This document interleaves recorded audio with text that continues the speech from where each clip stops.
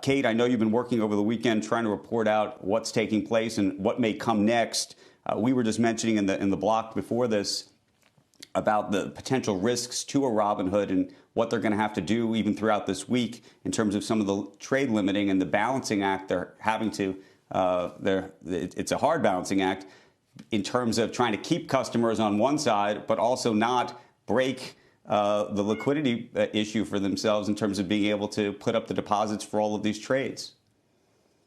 That's right, Andrew. I mean, I think it's a difficult, sorry, I have a birthday party in the house recently. I think it's a difficult balance for Robinhood. I mean, on the one hand, they've had tremendous retail impact, obviously. People really have flocked to this site. It's a commission-free democratization of trading. That's kind of their sales pitch.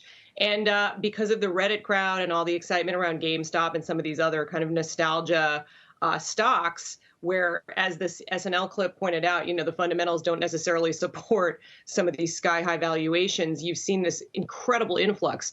But what Robinhood may or may not have realized is that the amount of marginal loan that they have to put up to ensure that there's a capital cushion so that customers are made whole in the case of a crisis is massive. And so we reported that on Thursday morning, the DTCC, which is the central clearinghouse that settles and finalizes all of these trades, increased margin for the market on GameStop and related, kind of names, related recent high flyers, from about 26 billion to close to 34 billion. And we understand that Robinhood was not the majority of that, but a significant chunk of that. And that was because of the very issue we talked about. But it also seems to have put them into sort of this very quick emergency capital raising that you and I wrote about, as well as having to draw on their bank line of credit. Rich, you look at what's going to take place over this week. It does feel like this is a movement of sorts. We're watching it now take place with silver. How do you think about it, both in terms of the brokerages like a Robinhood, meaning is Robinhood going to remain an independent company? Can they make it if we're going to have these sort of flash mobs doing this? And what does it say about the model?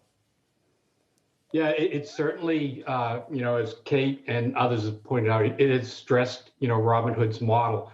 But I think one thing that people may not realize, but the risk or the heavy concentration of risk in these stocks, if you look at the end of last week, these four stocks, and I don't know how many stocks there are overall, 4,000, 5,000, but these four stocks made up 7 or 8% of the volume. So, and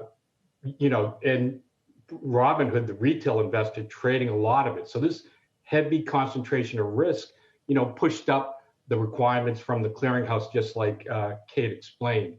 So one of the things that's going to happen, you're already reporting that, this retail sort of frenzy or movement is affecting other markets like silver outside the U.S. as well. So, that could continue.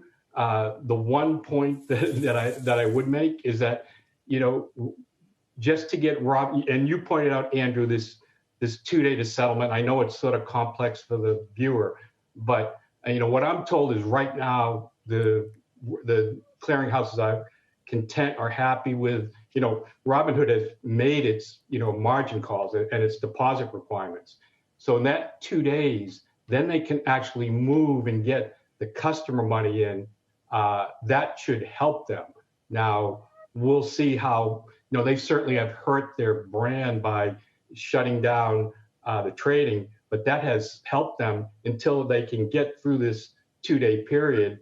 And then if they can manage, with some controls of the trading, and it's not going to make customers happy, but it'll certainly, ease the pressure on their balance sheet. Shepard Smith here. Thanks for watching CNBC on YouTube.